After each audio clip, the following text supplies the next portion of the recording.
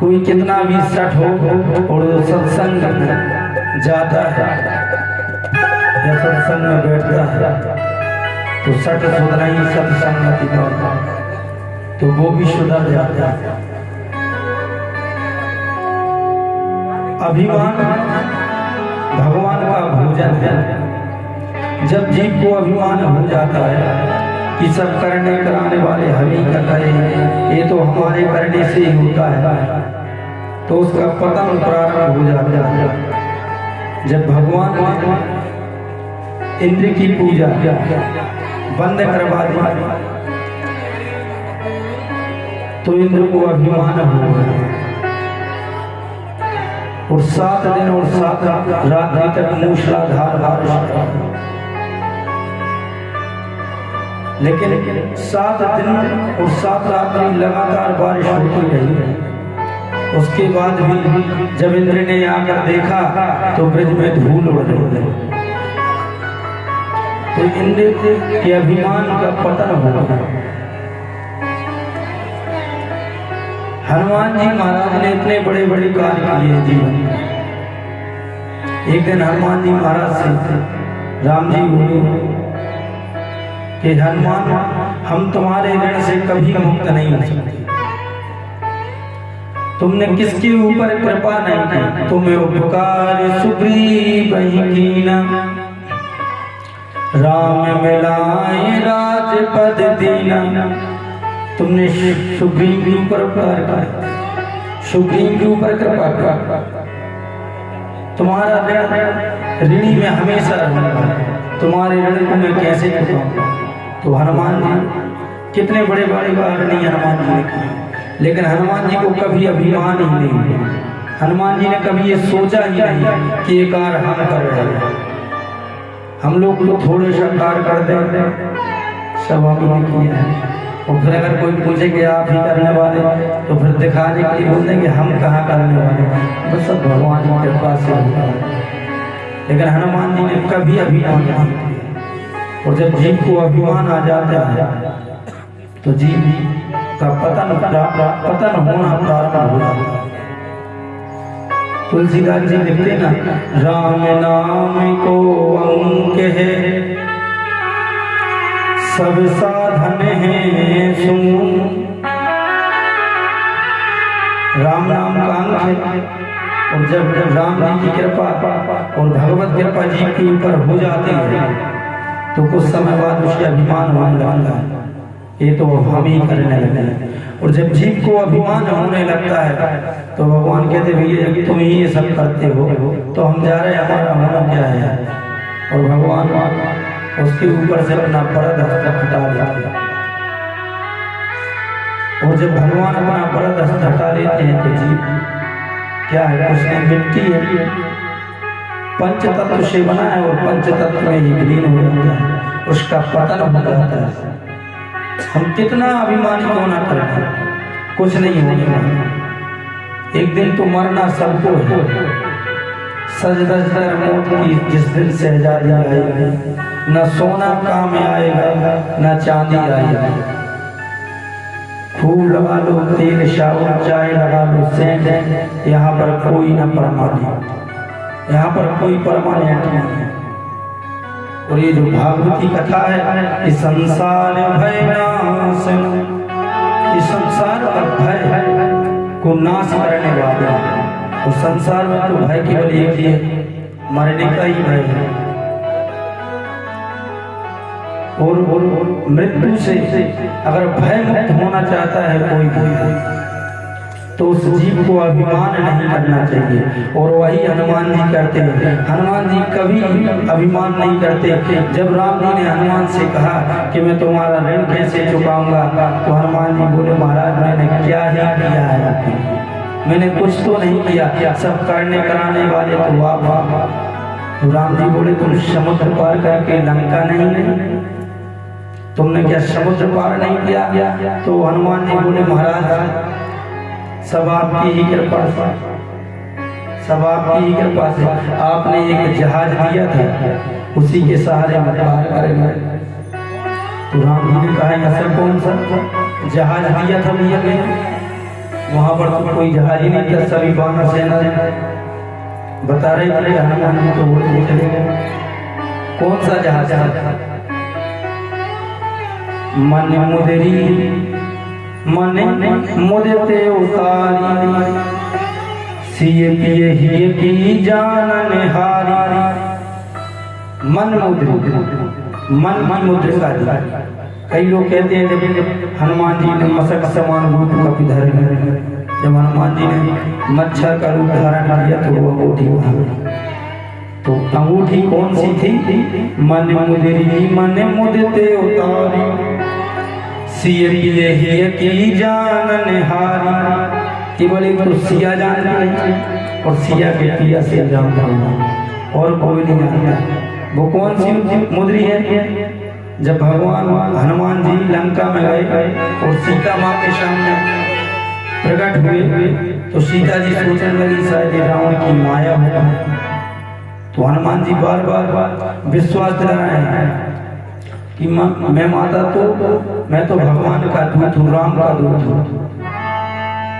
राम दूत में मात जानी, बार बार कह रहे माता मैं तो राम जी का दूत हूँ। लेकिन सीता जी को विश्वास हुआ। और कब का विश्वास हुआ? बोले सत्य शपथ करुणा निधान, करुणा निधान। यानी भगवान ने अपना नाम जो केवल सिया को पता था और सिया के पिया श्री राम जी, वो नाम हनुमान जी को बताया। इसलिए लिखा सिए पिए ही की जान निहारी। और वहां पर जैसे उन्होंने कहा सत्य शपथ करुणा निधानी, उन्होंने कहा माँ मैं शपथ खा के कहता हूँ सत्य शपथ करुणा निधानी। तो सीता जी को विश्वास हो गया। तो राम जी पूछते हैं कौन सा जहाज था? तो कह रहे महाराज जो आपने नाम रूपी जहाज दिया उसी नाम के सहारे में समुद्र को पार कर गया। और जब राम जी ने उड़ना प्रारंभ किया तो राम राम कह के उड़े थे। तो राम जी बोले ठीक है भैया चलो हमारे द्वारा दिया हुआ जहाज से तुम समुद्र पार कर गया, लेकिन लंका को तुमने जला दिया। ये तो हमने कहा नहीं था। अच्छा तुम हमारे स्वामी सेवक हो और हम तुम्हारे स्वामी हैं, तो सेवक का तो यही कर्तव्य बनता है कि जितना स्वामी का है उतना कार्य करना चाहिए। हमने तो ये कहा था कि सीता माँ का पता लगा के आ गया और तुम तो वहां आग लगा के आ गया। आग लगाने के लिए तो नहीं कहा था। तो हनुमान जी तो बुद्धिमान है, ज्ञानी नाम अग्रगण्य, ज्ञानियों में अग्रगण्य है हनुमान जी। तो हनुमान जी ने तुरंत ही विचार किया। बोले महाराज आपने मुझसे कहा नहीं था, डायरेक्ट नहीं इनडायरेक्ट कहा था। तो बोले मैंने किससे कहा था? तो कह रहे महाराज जब मैं वहाँ पल्लवों में बैठा था और देख रहा था वहाँ की गतिविधियाँ, यहाँ पर क्या चल रहा है। रावण आया, सीता माँ को धमकी देकर चला गया, राक्षस आए माता जी को डरा रहे हैं। लेकिन वहाँ पर महाराज एक आपके चरणों की अनुरागी थी, आपकी दासी, आपकी सेविका थी, आपकी भक्त थी। त्रिजटा में राक्षसी का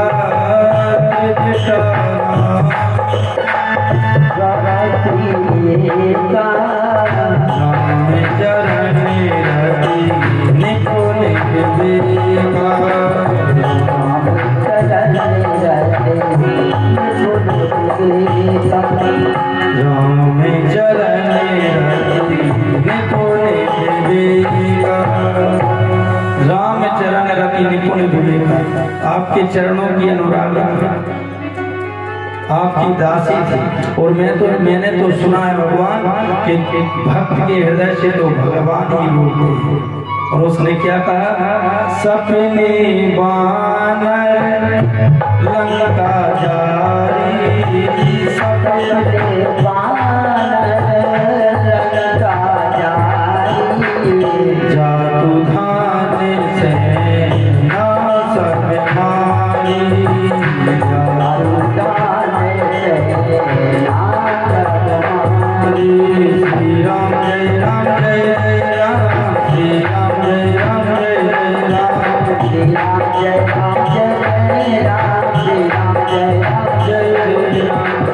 उसने महाराज एक सपना सुनाया और मैं पल्लवों में बैठा हुआ सुन रहा था। क्या सपना सुनाया?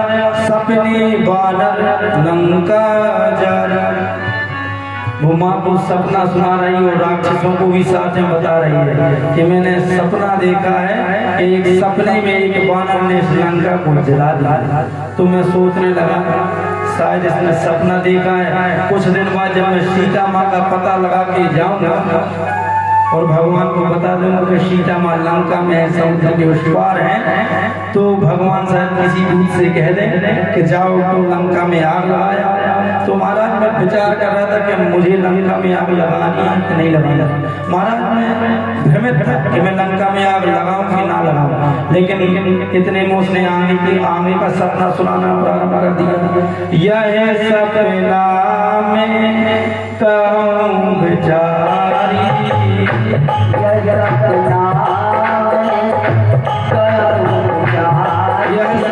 देखिए जब भगवान की भक्ति आप करते रहे और भगवान में आप भगवान के सिवा कुछ नहीं देखेगा, संसार न पुत्र न पति, अभी तो आपको सब कुछ दिख रहा है। 6 बजे अगर कथा महाराज जी ने विराम नहीं की तो घर में भूखे बच्चे बैठे हो, कोई रिश्तेदार ना आए, अभी आपको सब कुछ दिखता है। और जब भगवान की भक्ति में आप हृदय से हृदय में भक्ति जाके हो जाए तो आपको कुछ नहीं दिखेगा। और जब अगर आपको सपना भी आ जाएगा ना तो वो सपना भी सत्य होता है। त्रिजटा वहाँ पर सपना बता रही है अपना माता जी को, राक्षस कि मैंने सपने में बानर को लंका जलती हुई देखी, और हनुमान जी कह रहे हैं इसका सपना सत्य होने वाला है। ये भगवान की कृपा है। क्या कह रही है? यह सपना में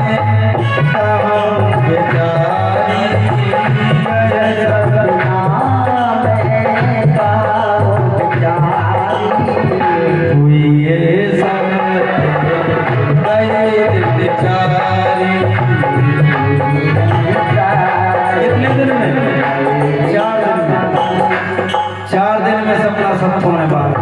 हनुमान जी कह रहे महाराज जब उसने ऐसा कहा कि 4 दिन में, तो मैंने सोचा कि अब 4 दिन में तो कोई आने वाला बंदर नहीं है, क्योंकि सभी लोग अपने अपने बल का बखान कर, कोई कह रहा था हम बीच तक ही पहुंच पाएंगे, कोई कह रहा था हम लंका पहुंच तो जाएंगे लेकिन आ नहीं पाएंगे। तो 4 दिनों में तो कोई नहीं आने वाला। और मैंने सोचा भगवान शायद मुझसे बताना भूल गए थे, इसलिए भगवान ने अपने भक्त के द्वारा मुझे आदेश दे दिया कि हनुमान माता का अगर पता लग जाए तो माता के साथ जैसे पता लग जाए तो माता को सूचना दे देना कि कुछ दिनों की बात और है, भगवान तुम्हें ले जाएंगे और उसके बाद लंका वालों को दिखाना कि एक राम का दूत क्या कर सकता है और आग लगा के आना। इसलिए भगवान जो कुछ भी होता है, जो कुछ भी करते हो, सब करने कराने वाले तो आप हो, और जीव बेकार में ही अभिमान बांटता फिरता है। इसलिए किसी को भी कभी अभिमान नहीं करना चाहिए, और जब जीव अभिमान करने लगता है तो उसका पता न हो जाता है। और आजकल तो व्यक्ति सूत जी महाराज से सोनकादि ऋषि ने एक ही तो प्रश्न किया था कि महाराज एक घोर कलियुग चल रहा है, कलिकाल चल रहा है, बरसे बरसे कृमा जाता मंगलम नापि दृश्यते। महाराज अभी तो कुछ धार्मिक कार्य हो रहे हैं, कुछ कथाएं हो ही रही हैं, लेकिन जैसे बरसे बरसे कृमा जाता, जैसे समय बीतता जाएगा महाराज तो कहीं भी मंगल कार्य देखने को नहीं मिलेगा। तो सूत जी ने कहा क्यों नहीं मंगल कार्य देखने को मिलेंगे? तो बोले महाराज लोगों की जो प्रवृत्तियां हैं वो असुर प्रवृत्तियां हो गई हैं, राक्षस प्रवृत्तियां हो गई। राक्षसों को क्या मिला था? बेन ने क्या किया था? न यष्टव्यम न दातव्यम न होतव्यम न तुजा कुछ, न कोई यज्ञ करेगा न कोई